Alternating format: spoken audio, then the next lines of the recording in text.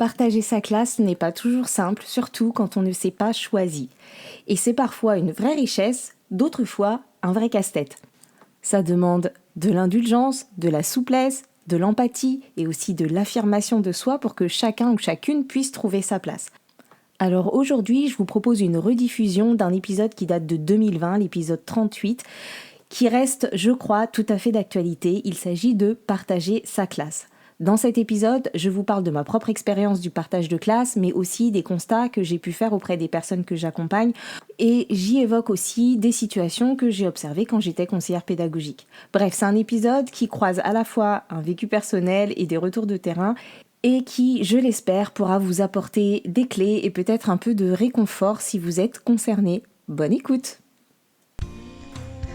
Bonjour, c'est Émilie, je suis heureuse de vous retrouver aujourd'hui pour un nouvel épisode du podcast Mes trucs de prof, un podcast destiné à la communauté enseignante que vous pouvez écouter sur le site mestrucsdeprof.fr ou sur votre application de podcast préférée.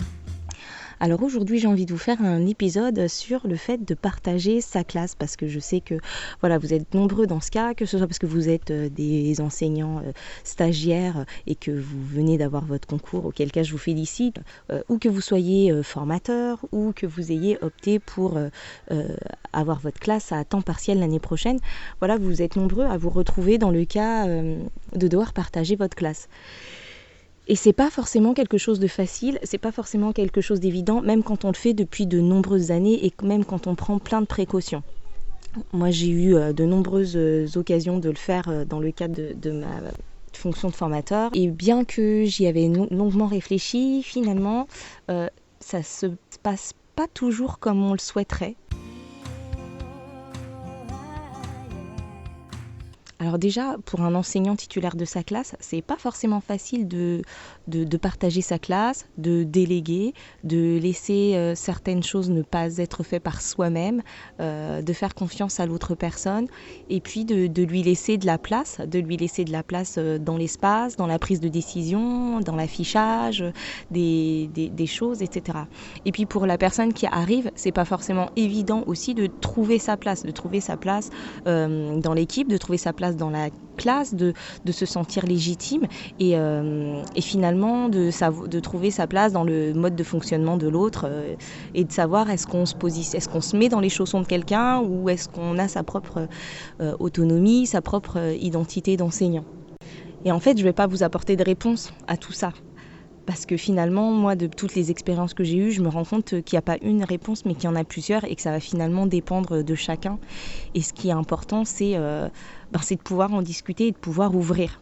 C'est-à-dire que, par exemple, la première année où j'ai dû partager ma classe, je m'étais dit, je veux que la personne se sente bien.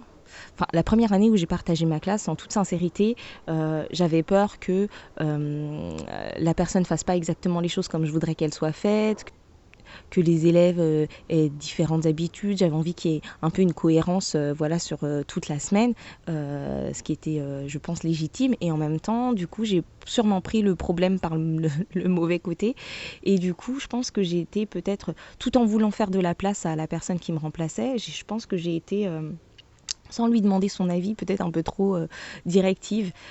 À la fois, je lui disais de se sentir à l'aise, de faire comme elle pouvait, etc., que j'étais là et que j'étais à sa disposition. Et en même temps, les choses qu'elle faisait que je n'aurais pas faites de cette manière-là, me chagrinaient en fait. Et je pense que du coup, j'essayais de lui glisser subtilement ou pas d'ailleurs, qu'elle pourrait faire autrement ou qu'elle pourrait faire comme si, etc. Je me souviens par exemple que j'avais longuement réfléchi au fait, j'avais les CP à l'époque, et j'avais longuement réfléchi au fait de mettre un affichage repère pour la gauche et la droite. Et suite à des lectures et à des observations, je m'étais dit que en fait, si je mettais les deux, finalement, ça pouvait perdre de son sens pour des élèves qui ne lisaient pas encore. Et donc avec ma collègue, on avait décidé de ne mettre que la main droite. Et comme ça, de se dire, ce côté-là, c'est la main droite et l'autre côté, c'est la gauche. Et d'avoir un repère pour la main droite et pas de repère pour la main gauche. Enfin bref, chaque décision peut se discuter. Mais du coup, la collègue qui me remplaçait, elle avait dans la répartition des matières l'espace et la géométrie. Et du coup, elle, à un moment donné, n'a pas compris mon choix, puisque je lui avais pas expliqué, et a rajouté, du coup, un repère pour la main gauche, là où moi, j'en avais sciemment pas mis un. Et du coup, je me souviens que voilà, ça m'a chagrinée, ça m'a contrariée en fait. Et du coup, j'ai essayé d'aller lui dire de manière, en pensant avoir du tact, mais finalement, j'y allais avec mon sentiment de contrariété. Donc voilà, je suis pas sûre que le message soit passé de la bonne façon. Bref, ça c'est une anecdote, mais tout ça pour dire que voilà, l'idée c'est aussi de pouvoir bien discuter. Là, c'est la moi de 2025 qui vous parle, et donc cette petite anecdote, elle montre qu'il se passe des choses dans la tête de chaque personne et qu'on a du mal parfois à oser ou à transcrire, à expliciter ce qui se passe en nous, ce qui se passe pour nous, nos intentions, ce qui est important pour nous. Et parfois, ça passe par une façon très maladroite de le dire. Et en face, on peut avoir une personne qui comprend pas forcément ce qu'on a envie de faire passer ou ce qui est important pour nous. Donc le fait de bien se connaître, d'être conscient des choix qu'on fait, de savoir sur quoi on peut lâcher, sur quoi on peut pas lâcher, et de pouvoir discuter avec l'autre et se dire les choses, ça évite les malentendus et ça évite cette première petite pierre, ce premier petit caillou dans la chaussure qui va faire que le reste de la relation peut parfois être entaché.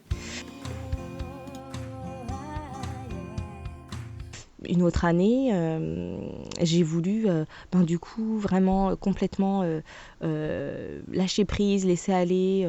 La collègue qui m'a remplacée, je lui ai dit mais en fait ta carte blanche, tu fais comme tu veux. Les programmations que je te propose, mais j'ai vraiment voulu la laisser complètement libre de faire ce qu'elle avait envie de faire. Et finalement, elle n'avait pas du tout le même tempérament que la collègue qui m'avait remplacée l'année d'avant. Elle n'était pas du tout confiante, elle n'avait pas du tout envie d'être autonome, elle avait besoin d'être guidée, besoin d'être accompagnée. Elle n'avait jamais eu affaire à des enfants. Elle doutait de son positionnement dans la classe et de sa posture. Et du coup, moi, ce que j'avais adopté comme posture forte de mon expérience de l'année précédente, et là, ça convenait plus. Ce qui fait qu'elle s'est sentie trop lâchée. Elle a beaucoup plus galéré, alors que peut-être elle aurait aimé que je sois peut-être un peu plus cadrante, que je lui dise un peu plus ce qu'elle avait à faire, etc. Et ça l'aurait peut-être aidé à prendre confiance et à y aller petit à petit. C'est pour ça qu'il est vraiment important de communiquer sur ce qui nous convient. Parce qu'une même situation peut mettre certaines personnes en difficulté et d'autres pas. Parce que certaines personnes ont besoin d'indépendance et de liberté, là où d'autres ont vraiment besoin de soutien et de coopération. Il y a des personnes qui débutent et qui sont déjà très autonomes, qui ont déjà une expérience par ailleurs et qui ont vraiment besoin qu'on leur laisse cette autonomie et cette liberté de faire un peu comme elles le sentent. Et il y a des personnes qui débutent et qui ont besoin qu'on les accompagne, qu'on les guide. Et parfois, c'est compliqué parce que certaines personnes, elles ont ces attentes-là d'être guidées, mais elles n'ont pas forcément en face d'elles quelqu'un qui a envie ou qui a le temps de former, d'accompagner ou qui se sent capable de le faire. Et parfois, ça aussi, ça génère des malentendus. J'accompagne parfois des personnes qui ne comprennent pas que la personne avec laquelle elles travaillent ne soit pas disponible pour l'aider, pour l'accompagner. Et d'autres personnes qui ne s'en sentent pas capables de le faire, qui ne se sentent pas en confiance et que ça met aussi en difficulté de sentir de telles attentes. Donc vraiment, s'il y a quelque chose à retenir de ces deux premières anecdotes, c'est de se dire qu'il faut aller interroger les besoins de chacun et pouvoir poser ça sur la table.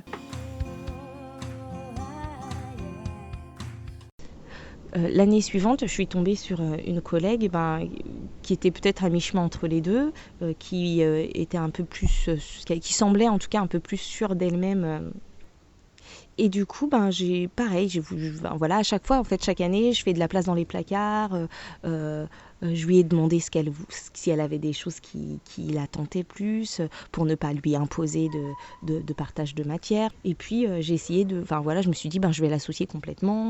Ce serait bien que pendant la réunion de parents, on parle autant l'une que l'autre, parce que comme ça, il n'y aura pas de différence. Ce ne sera pas plus moi la maîtresse que toi, etc.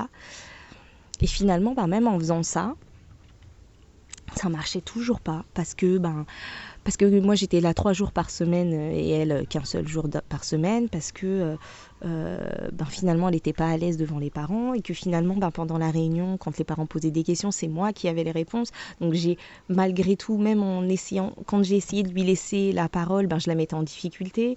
Donc, et finalement le fait de rechercher en fait cet équilibre absolument à ce moment-là, là encore ça a mis en difficulté. Donc si je vous dis tout ça, c'est pas pour vous dire ce qu'il faut faire ou ce qu'il ne faut pas faire, mais en tout cas, ce que j'ai pu tirer de ces expériences et ce que j'ai aussi pu tirer de ma formation au coaching, c'est que le travail d'équipe, en fait, pour bien travailler en équipe, donc pour bien travailler même à deux dans une classe, l'idée c'est déjà d'avoir une vision commune de ce qu'on veut, de là où on veut aller, d'avoir des valeurs communes et de se mettre d'accord en fait. Donc il n'y a pas à présupposer que la personne aura besoin d'être guidée parce qu'elle commence ou à présupposer que la personne aura besoin justement de ne pas être guidée et d'être complètement autonome. L'idée c'est vraiment de pouvoir ouvrir la discussion et que chacun puisse s'exprimer, que chacun puisse dire ce qu'il attend du mode de fonctionnement, d'organisation, du cadrage, ce qu'il peut apporter parce qu'on va pas, si on a pris un mi-temps pour s'occuper de son enfant, c'est clair qu'on ne va pas être disponible comme on le voudrait pour l'autre personne. Donc de se mettre d'accord aussi sur les modes de communication et de ne rien imposer, mais en même temps de ne pas complètement laisser si la personne est dans une attente qu'on lui dicte un peu. Moi j'ai une amie par exemple, elle est qui est formatrice aussi, mais elle s'est fait remplacer une année par une collègue qui avait l'habitude de faire des compléments de service, qu'on faisait plusieurs dans la semaine et qui avait de la bouteille, mais qui lui a dit moi j'ai 4 cartons, franchement si tu me donnes déjà tout fait et que je me mets dans tes chaussons, ça m'arrange parce que je vais pas pouvoir gérer les 4 jours avec autant d'implication. Donc tous les cas de figure peuvent se présenter et je crois que si vous êtes dans le cas où vous devez partager votre classe avec quelqu'un d'autre, mais que c'est vous à la base qui êtes le titulaire de la classe, ce qui est important c'est de pouvoir discuter et jouer carte sur table, pouvoir savoir ce que la personne attend de ce partage de classe, pouvoir dire aussi ce que vous êtes prêt à faire et ce que vous attendez et de pouvoir se mettre d'accord là-dessus. Et puis si vous êtes dans l'autre cas de figure, si vous êtes la personne qui est arrivée et qui allait compléter le service d'un enseignant titulaire, ou si vous arrivez et que vous êtes 2 personnes qui arrivez sur l'école et que vous allez devoir travailler ensemble, la première des choses à faire, c'est vraiment de vous poser et d'essayer de savoir quelles sont vos attentes, quelles sont vos valeurs, qu'est-ce qui est important pour vous dans le métier, comment vous voyez travailler, de quoi vous avez besoin, etc. Ce sont des choses dont il faut avoir conscience. Est-ce que vous avez envie que l'autre personne elle avance avec vous? Est-ce que vous avez envie que ce soit plutôt scindé parce que vous aurez peu de temps pour communiquer? Comment vous vous organisez pour les prises de notes de réunion? Est-ce que vous préférez vous appeler? Est-ce que vous préférez communiquer par mail? Est-ce que vous préférez communiquer par SMS? Vous laissez un cahier? Voilà, et en fait, chacune des personnes doit pouvoir s'exprimer librement et exprimer ses volontés. Et j'ai envie de dire que, en fait, chacun devrait même pouvoir préparer ça à l'écrit avant. C'est-à-dire, vous mettez quelques questions. Voilà. Comment j'ai besoin de travailler, qu'est-ce qui m'aiderait, qu'est-ce que j'ai envie, sur quoi j'ai envie d'avoir de l'autonomie, sur quoi j'ai envie d'avoir du cadre, à quel rythme j'ai besoin d'avoir les informations ou à quel rythme je peux les fournir, quelle est ma force de travail à la maison, c'est-à-dire dans quel cadre je travaille, est-ce que je travaille tard, est-ce que je travaille tôt le matin, en fait plein d'informations comme ça que vous allez devoir des questions que vous allez devoir vous poser à vous-même pour pouvoir ensuite les exprimer clairement et pouvoir tomber sur un terrain d'entente et pouvoir mieux connaître l'autre personne pour pouvoir avancer ensemble. Et peut-être vous prévoir des checkpoints aux vacances à certains moments pour pouvoir dire comment on a travaillé, est-ce que ça te va, qu'est-ce qu'on réajuste, qu'est-ce qui a été compliqué, etc. Et c'est vrai que ça prend du temps, mais c'est important de le faire pour éviter les non-dits, pour éviter les frustrations, pour éviter la mésentente qui malgré tout arrive souvent dans des cas où on doit partager sa classe. C'est Remoi, Émilie de 2025. Ce qui est important là, c'est vraiment au final d'avoir conscience de soi et conscience de l'autre et de pouvoir le partager. Évidemment, c'est pas une recette magique, c'est pas toujours possible. La personne en face de vous, elle aura pas forcément écouté cet épisode et elle sera pas forcément prête à faire ce genre de choses. Mais ça vous permet d'avoir au moins conscience de ce que vous pourriez aller creuser lors des discussions, de voir ce que vous pouvez éventuellement communiquer comme besoin que vous avez peut-être jusqu'à maintenant gardé pour vous, et de voir aussi que l'autre personne peut avoir des besoins qui ne sont pas compatibles avec les vôtres. Et ça, c'est important de pouvoir au moins l'identifier, même si on n'arrive pas à trouver de solution commune, de pouvoir identifier là où ça ne fonctionne pas et qu'il n'y a pas d'attente à avoir, mais juste peut-être à dire, ok, ça on sépare, ça on fait pas comme ça, tant pis, moi je vais pas faire comme ça par contre, et que ce soit dit.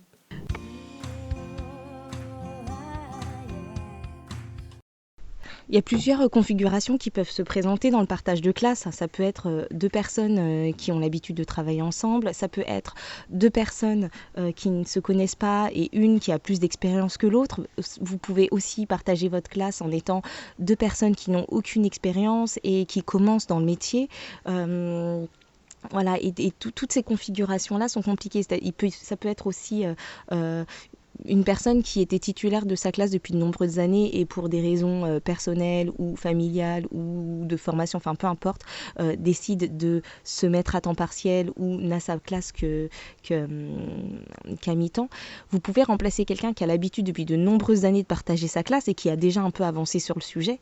Et vous pouvez aussi remplacer quelqu'un du coup qui partage sa classe pour la première fois et pour laquelle ça va pas forcément être quelque chose d'évident. Il peut y avoir des petites frustrations, des petites craintes, etc. Et en fait, il va falloir gérer tout ça. Il peut y avoir une personne qui espérait enfin avoir sa propre classe et qui se retrouve contrainte de partager sa classe parce que début de carrière et pas beaucoup de points, et contrainte de partager une classe qui ne lui appartient pas vraiment, mais qui a très envie de prendre des initiatives, qui se retrouverait par exemple avec une personne qui laisse sa classe pour la première fois et qui n'a pas l'habitude et qui a du mal à ne pas tout faire.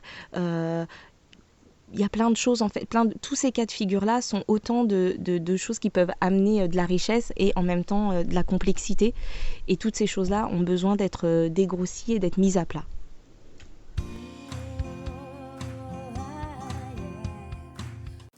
En tout cas, on voit qu'il y a une grosse part d'émotionnel dans cette partie travail d'équipe, qu'on ne se choisit pas, mais qu'il va falloir travailler avec l'autre et essayer, dans la mesure du possible, de garder une posture la plus professionnelle qu'il soit, en ayant conscience que ce partage de classe, il va avoir un impact sur la vie de l'autre. Et c'est pour ça que ça réveille des peurs, des frustrations, tout un tas d'émotions, que c'est très émotionnel, que travailler en équipe, travailler à plusieurs, ça s'apprend. Et que parfois il serait bon d'avoir des espaces pour prendre du recul. Donc si vous avez besoin de prendre ce temps de recul tout seul ou avec votre binôme, n'hésitez pas à me solliciter. Merci pour votre écoute. Après Gestion de classe mode d'emploi, sachez que mon second livre consacré à la connaissance de soi est disponible. Il s'appelle Enseigner selon son profil, mieux se connaître pour mieux enseigner, et je vous y partage plein d'exercices introspectifs pour cela. Vous pouvez retrouver tous les autres épisodes du podcast sur le site mestrucsdeprof.fr ou sur votre application d'écoute de podcast préférée. N'hésitez pas à laisser plein d'étoiles et des commentaires pour soutenir mon contenu, et retrouvez-moi sur les réseaux sociaux LinkedIn, Instagram, Facebook pour suivre mes actualités. Et si vous n'avez pas envie de dépendre des algorithmes pour cela, vous pouvez vous inscrire à ma newsletter mensuelle sur mestrucsdecoach.fr/newsletter. Je vous retrouve bientôt pour un prochain épisode et d'ici là, prenez soin de vous. Bye bye.